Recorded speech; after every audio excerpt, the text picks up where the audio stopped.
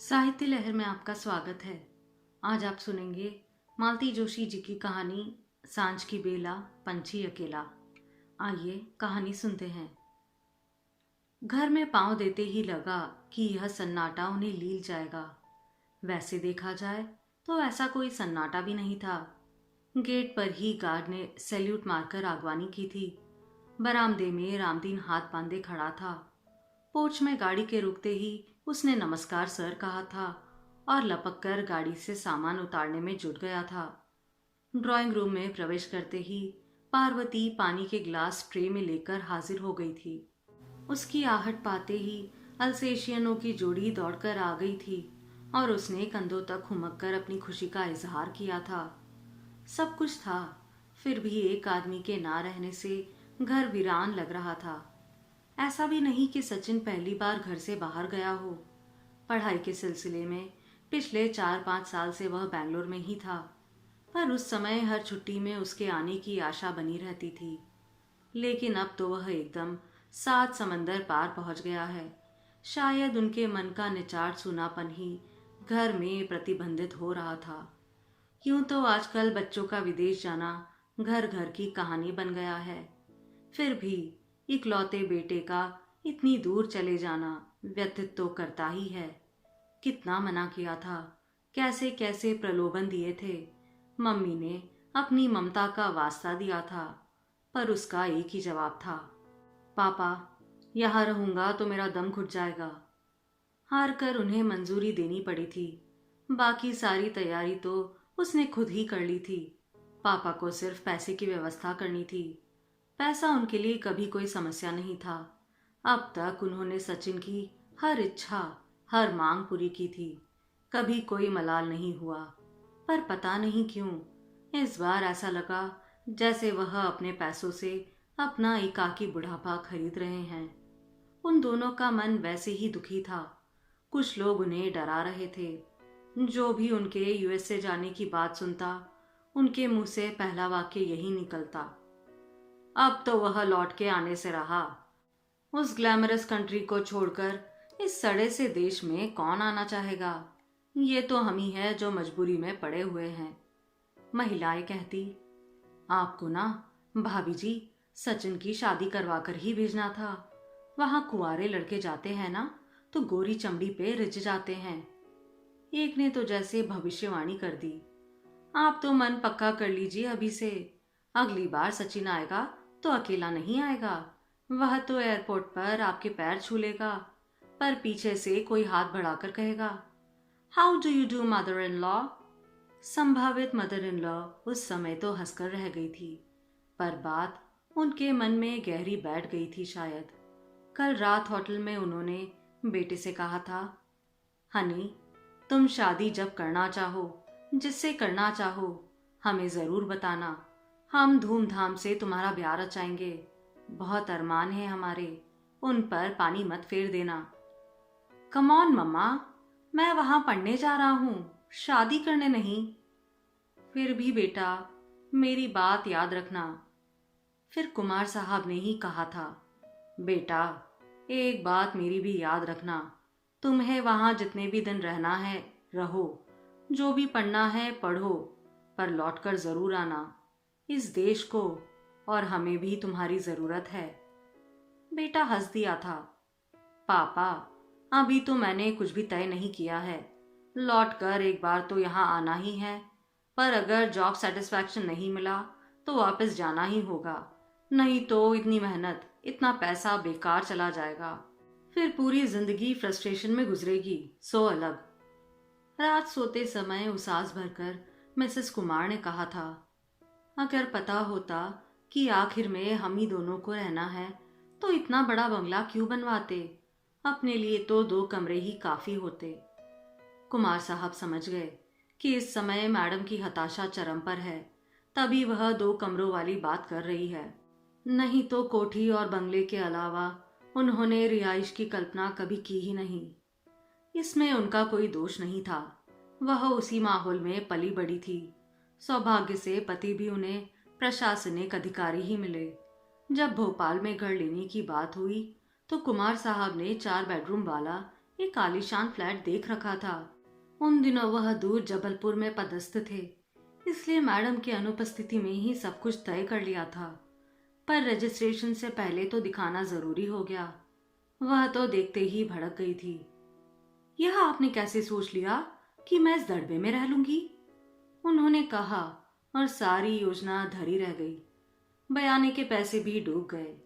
इस बंगले को बनवाते समय भी उन्होंने पेशकश की थी कि एक छोटा सा पोर्शन किराए के हिसाब से बनवा लेते हैं। हम लोग तो अक्सर बाहर ही रहते हैं, साथ और सुरक्षा दोनों की दृष्टि से ठीक रहेगा। पर मैडम ने साफ मना कर दिया था। मैं अपना घर किसी के साथ शेयर करने की बात सोच भी नहीं सकती। पता नहीं आप इस मिडिल क्लास मेंटालिटी से उभरते क्यों नहीं?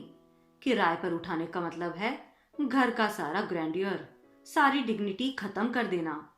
और वही मिसेस कुमार अब 2 कमरों में रहने की बात कर रही है। कुमार साहब को लगा यह उनकी पत्नी नहीं, माँ बोल रही है। माँ ने भी यही कहा था, अगर हमें पता होता कि शहर तुम्हें इस कदर बांध लेगा तो पाई पाई जोड़कर ये 2 मंजिला क्यों बनवाते, हम दोनों कहीं भी पड़े रहते। माँ ने गलत नहीं कहा था। 4 बच्चों को पालते हुए पक्का 2 मंजिला मकान बना लेना आसान काम नहीं था। हाई स्कूल के हेडमास्टर की तनख्वाह होती ही कितनी है, उसी में बच्चों को पढ़ाना, बेटियों को ब्याहना, सारे काम करने होते थे। यह बात अलग है कि गांव में घी, गुड़, दाल, चावल, गेहूं वगैरह आ जाता था तो काफी राहत हो जाती थी। फिर भी यह काम असंभव ही था। वह तो माँ जैसी कुशल और सुघड़ गृहिणी घर में थी, इसलिए हो सका। और यह चमत्कार कोई एक दिन में थोड़ी ही हुआ था। जैसे पिताजी ने सहायक अध्यापक से शुरू करके धीरे धीरे प्रधान अध्यापक की कुर्सी तक का सफर तय किया था, वैसे ही मकान भी 2 कमरों से शुरू हुआ था। फिर जैसी सुविधा होती गई, कमरे बनते गए, छत डलती गई। गांव की जमीन का पैसा मिलते ही माँ ने ऊपर आधुनिक सर्व सुविधा युक्त 2 बेडरूम बनवा डाले थे। उन्होंने अपने ससुराल में बहुत परेशानी झेली थी और उनकी इच्छा थी कि उनकी बहुओं को वैसा कष्ट ना हो। तब उन्हें क्या पता था कि उनके अफसर बेटों के लिए बड़े बड़े घरों से रिश्ते आएंगे। उन बड़े घरों की बेटियों के लिए ये कमरे भी उतने ही तकलीफदेह होंगे। उन्हें याद आता है कि बचपन में घर में एकांत ढूंढे नहीं मिलता था। शांत चित्त से पढ़ने के लिए छत की शरण लेनी पड़ती थी। अब वह उतना बड़ा घर भाई भाई कर रहा है। बहनें ब्याह कर अपने अपने घर चली गई। छोटा एयरफोर्स में था, जल्दी रिटायरमेंट लेकर उसने एक प्राइवेट एयरलाइन में नौकरी कर ली है। मुंबई में सर्व सुविधा युक्त आलीशान फ्लैट ले लिया है। वह खुद प्रशासनिक सेवा में है, तो कभी राजधानी में तो कभी जिले के सदर मुकामों में घूमते रहते हैं। कितनी बार चाहा कि माँ पिताजी उनके पास आकर रहे, उनके वैभव का उपभोग करे। अपने बेटों की उपलब्धि पर उन्हें गर्व तो बहुत था, पर खुले मन से वह कभी रह नहीं पाए। अपने मध्यम वर्गीय कस्बाई संस्कारों के कारण दोनों हमेशा हीन बोध से ग्रस्त रहे और हमेशा दयनीय से नजर आते रहे। माँ तो हमेशा डरी सहमी रहती थी कि उनकी किसी बात से या काम से बेटे की किरकिरी ना हो जाए। 8-10 दिन बाद ही उनका मन भागू भागू करने लगता था और उन्हें रोकना कठिन हो जाता था। अकेलेपन से निजात पाने के लिए माँ ने कुछ कमरे छात्रों को किराए पर दे दिए थे, पर पिताजी की मृत्यु के बाद वह भी कठिन हो गया।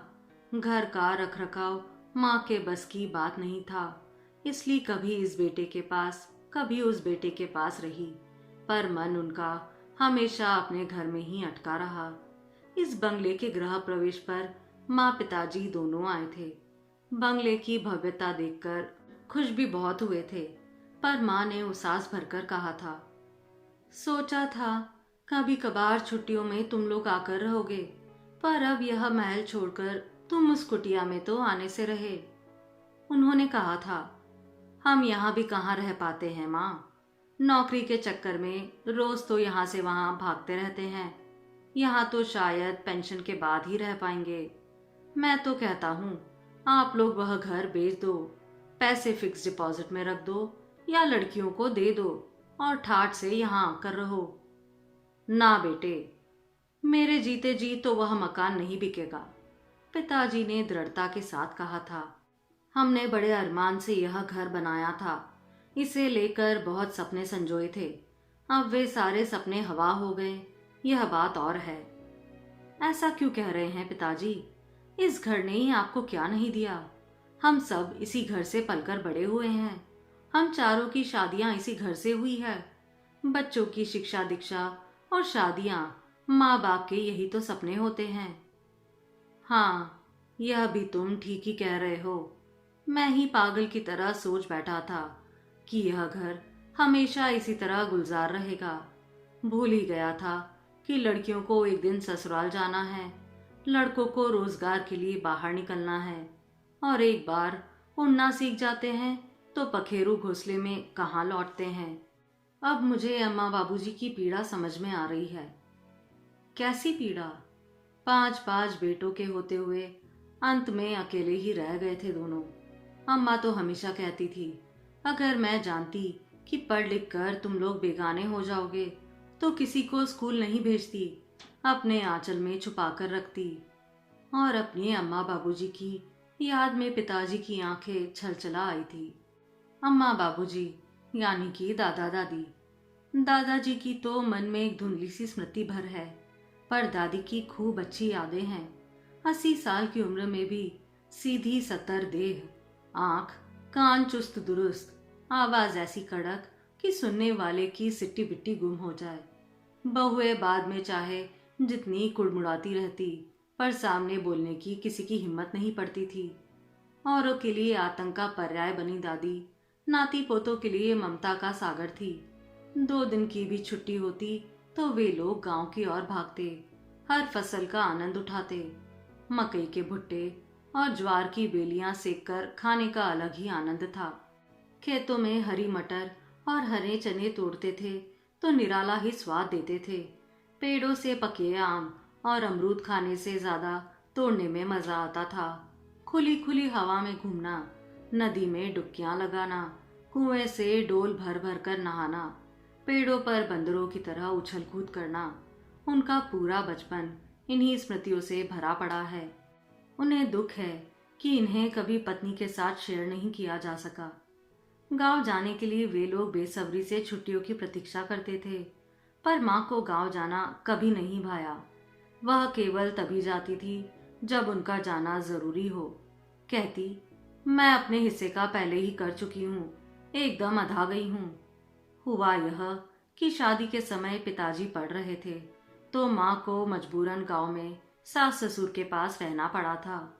उस समय की 10वीं पास माँ घर की 4 दीवारी में कैद होकर रह गई थी। उनकी पढ़ाई लिखाई, सीना पिरोना, गाना बजाना सब रसोई में दफन होकर रह गया था। गाना बजाना तो खैर पतूरियों का काम था। बड़े बुजुर्गों के सामने बहुओं का पुस्तक पढ़ना भी क्षम्य नहीं था। सिलाई कढ़ाई के लिए समय ही नहीं था। इन कलाओं का उपयोग तो माँ अपनी स्वतंत्र गृहस्थी में ही कर पाई थी। यहाँ तो बस काम, काम और काम ही था। सुबह शाम चूल्हा चौका, सानी पानी, झाड़ू बुहारी में बीतता था। दिन दोपहर में रोज नए आइटम होते।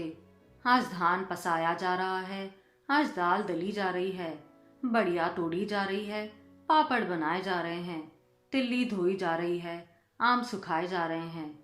जब तक पिताजी की पढ़ाई पूरी हुई, माँ एक बिटिया को जन्म दे चुकी थी।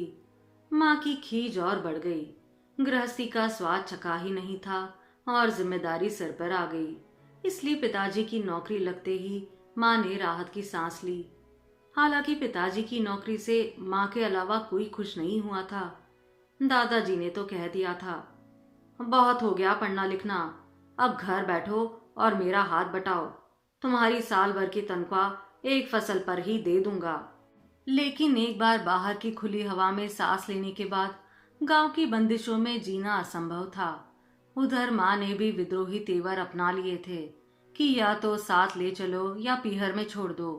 उन दिनों अपनी ब्याहता को भी साथ ले जाना बड़ी दिलेरी का काम था, पर पिताजी ने यह साहस कर दिखाया और नालायक करार दे दिए गए। बाद में बाकी चारों भी एक एक करके बाहर चले गए और इस बुराई का ठीकरा बड़े के सिर ही रहा।